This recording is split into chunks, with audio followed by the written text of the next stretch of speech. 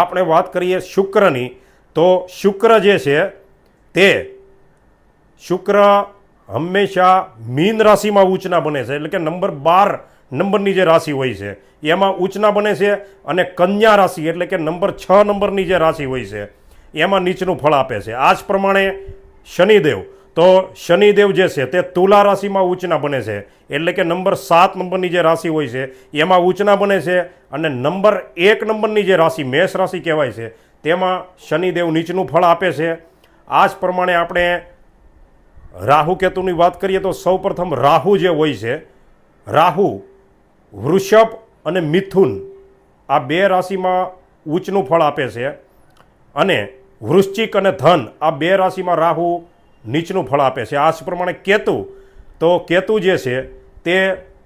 વૃશ્ચિક અને ધન આ 2 રાશિમાં ઉચ્ચનું ફળ આપે છે, અને